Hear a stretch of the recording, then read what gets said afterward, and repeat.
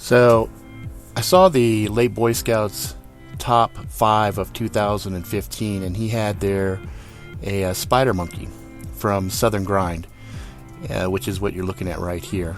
And so when I found them at SHOT Show, I had to stop by and check it out, and I was like pretty much blown away. The quality of the blades are really, really good. So here's a bad monkey. You can see that the lineup on these folders are really good. Very interesting designs, real high quality, attention to detail. Each of the components are really sick. Everything from the belt clip to the materials that create the folders themselves. So I really, really was taken away by just how good the quality were on these blades. The action on opening them and things like that. This is Jackal. I wasn't a big fan of the multicolor handle, but the handle ergonomics were really nice.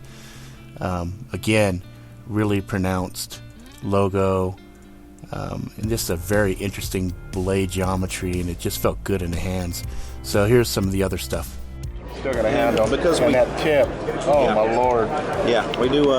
We call it a modified Tonto tip. So it's a really short, abrupt back grind, and that tip is really nasty. So we razor sharpen this grind and all four sides. It comes to a nasty point. It's an extremely strong tip. Yeah, I guess I'm a fucking liar. I guess I'm buying 2 blades from you guys.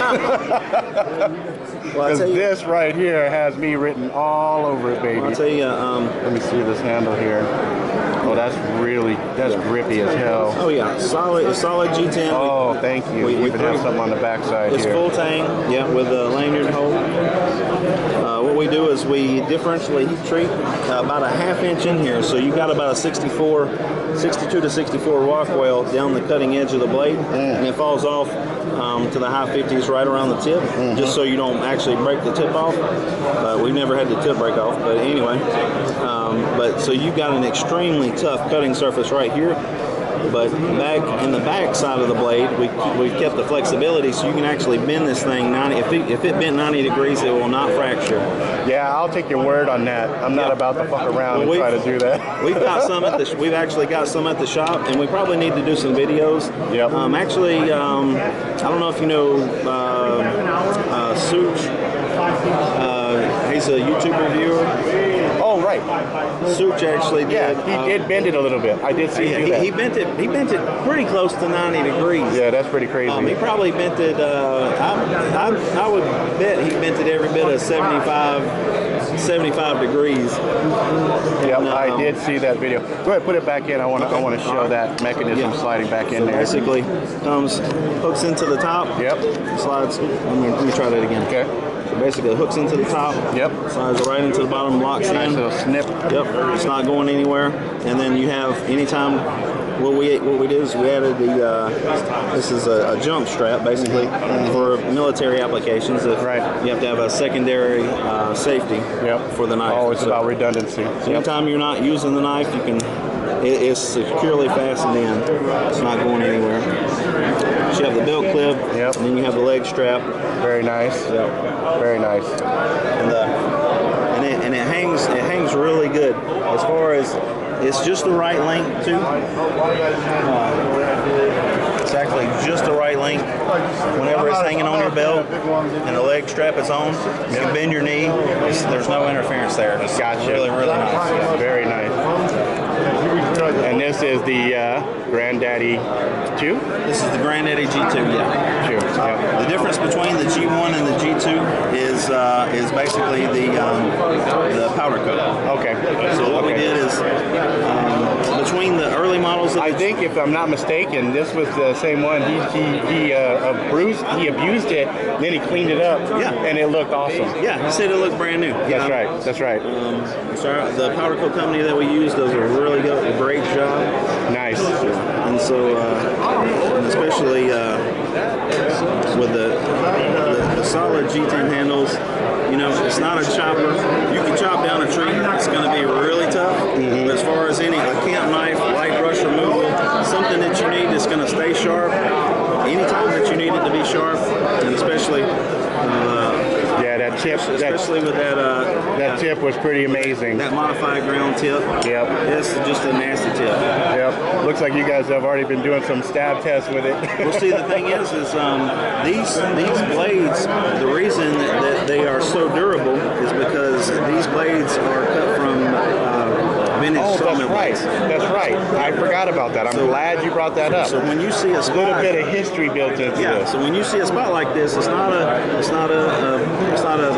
bad spot in the coating or anything like that. It's actually the character of the blade that you're starting to see that is coming through the coating. That's awesome. Except now you don't have to worry about the corrosion resistance. All right. Let me grab one of the. So I'm going to ask you a serious question now, since this is brought from legacy metal that may have been around for, what, hundreds of years? There ain't no telling, yeah. Right?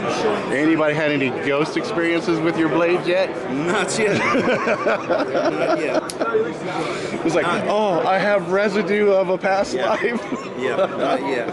In fact, let me grab one of the G1s. That way you can kind of see. Okay. Which we call the G1. Yep. And the only difference is, we've got the same nice G10 fitted handles. Yep.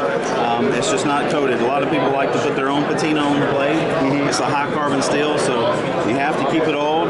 It's a few dollars cheaper because we leave the coating off. Now I noticed the tip is a little different on this one. Yeah. Actually, this is the older model. Okay. So all of the newer models. So this is just an example of the blade finish for this. Yeah, this is just an example of the blade finish. So you can see the character in the blade, especially when you flip it over. Look at that. You can see there's a rounded. You can see where this is actually cut from the saw blade. You can see all the character from the life of this blade. And if you look close in the light, you can see the heat treat that runs about this depth right here. Yep, I see all the way up the blade. Goes right down there. Yep. And so that's extremely hard, and it fades. So I see it. Extremely hard cutting surface up to about this point right here, and it starts to fade down to the high 50s. So that way you don't break the tip. Nice. Very nice. And what we're going to do is we're gonna do some product shots and more videos, so that whenever you do get this blade and you see this kind of area right here, does not compromise the structural integrity of the blade at all. Right. If it ever did, of course we would fix the knife or replace it, because we have lifetime warranty on all of our products. But what you're seeing is basically just something that happened in the life of that blade that created a mark, and it's just coming through it's barely coming through, it's showing up in the coating. Gotcha. That's awesome, though. That's really cool. So I note you have another blade back there. It has a really interesting back end. It has almost some prying. Yeah, that guy. This knife right here. This is come from directly from Zach's. The owner, Zach Brown. Yep. Here's mine. He wanted a knife that would contain 500 lumen Olight. So it's basically the 500 lumen Olight. What we've done is we've modified the handle and the tang to be able to fit a 500 lumen Olight. So it's the brightest light knife / light on the market. No kidding. 500 lumens anytime you need it. If you need to use the light outside of the knife, that's badass. We've actually fitted the clip that comes with the knife. And it still is full tang. Yeah, it's still full tang. And skeletonized. We kept it beefy enough that we don't have to worry about any of this right here getting bent or messed up. And we kept the handle thick enough. But basically, we figured out a way to house the clip so that the light can be housed right inside the flashlight. That is badass, my friend. Inside the knife, and it can be used outside of the knife if you ever had a situation where you needed to use both products at the same time. That is amazing, my friend. And since we did that, we went ahead and kind of created more of a multi-tool. Yeah, I see that right there. So we've got your rim sizes from here, from everything from 1/2 inch to 5/16. And then we've got your 1/4 inch drive right here, bottle opener, glass break / pry bar right here, screwdriver. Bottle opener. Which is most important at the end of the day. Always have to have a bottle opener. And holy shit, dude. This blade here is out of D2 steel. we're extremely happy with it. Zach is ecstatic So, with it. is this a prototype right here, or is this actually available? It's actually available. This is we have done a very small run of these because we haven't created the tooling to mass produce them just yet. Okay. So we do have them in very limited quantities in stock, but in probably about a month or so. What's the name of this one? It's called the Rhino. Oh, very nice. The Rhino logo there. Can I check it out? Yeah. Oh, it's a lot lighter than I thought, and that's probably because it's skeletonized. Yeah. We skeletonized it so that way it's really balanced.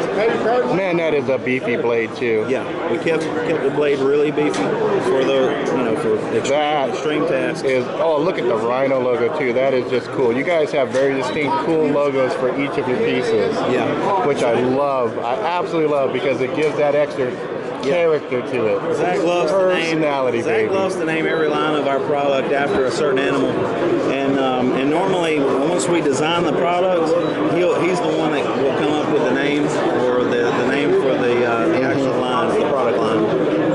And this one reminded him of a rhino just because of the horn, right in the center of the right in the center of the thumb grip. Love it. Love it. And it's extremely beefy. It's short, it's stout, so it kind of represents the rhino. So I know a viewer is going to ask, what is the price point on this particular model right here? This particular model is $349.95. Okay. Yeah. And that includes the flashlight. That includes the flashlight, includes the battery, all the accessories that come with the flashlight, includes the knife, and the Kydex. Oh, look at that leather sheet. That's awesome. That's beautiful. What we've done is we've engineered the handles so that they can be ambidextrous. Okay. So you can actually flip if you wanted to. You can swap the handles to the other side, so you can have the flashlight pointing out. Okay. You can actually. The sheath is not ambidextrous, but the handle is. Okay. So you'd basically take the handle scales off, flip them around, put them on the opposite end, and then the light would be able to go. So technically, you could have the light sticking out, right? And you can see the strap would be the strap will be up here. Yep. And so whenever you pulled it out, either way, if you use your right thumb or your right finger, you always have access to the on button anytime you need. Right. And with the O light, of course, you got the 3 different settings, and then you've got your flash settings. Yep. Distraction mode settings. That's awesome. But I can see the tactical advantage of this particular blade. Immensely useful on so many levels. I love it. It's a really, really cool blade. Zach was extremely excited because this is truly one of the designs that comes straight from his head. One of the ideas, and we were able to make it happen. And with his help, just keep revising.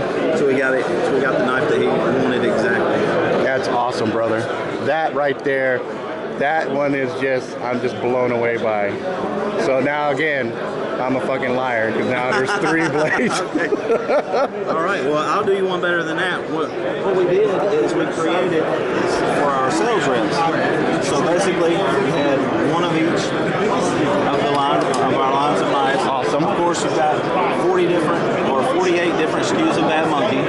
Depending on blade. How your configuration, how you configure it. Handle. Right. We've got 4 different SKUs of Spider Monkey, and then I think 15 different SKUs of the Jackal, depending on color and handles and sheet color, as well as a few different SKUs of this. But this set right here, whenever Zach saw this, and we were basically going to use this for our sales reps to get to the dealers in the stores. Right. He wanted to sell this whole kit, and it's a $1,600 value for the waterproof Pelican case, and he calls it the war chest. So totally. It's actually called the war chest, and he wanted it in the catalog. So there it is for the Southern Grind fans that wanted a piece of every part of Southern Grind. There it is. Yep. Right there. That's outstanding. And this will continue to develop as we develop our lines of product. And So just so I'm clear, somebody could go and order this, do the different configurations for each of the blades that they want, and then they can get the whole kit and caboodle just like that. yep. Nice. Yep, it comes in the it's a Pelican brand, Yep. 1520 Very familiar with Pelican. waterproof case. So Yep. extremely nice case. Zach loves to call it the war chest. Yep. So Yep. prepare for any Good name. situation. Good name. Everything from your fixed blades, flashlight, 4-inch, 3 1/4 inch, your small neck knife, to your granddaddy, your camp knife, and your Very nice. Well, awesome. I appreciate you taking time to let me do this. Let me take a couple of pictures Sure. here, and then I'll get Go out of right your way. ahead. Go right ahead. Thanks.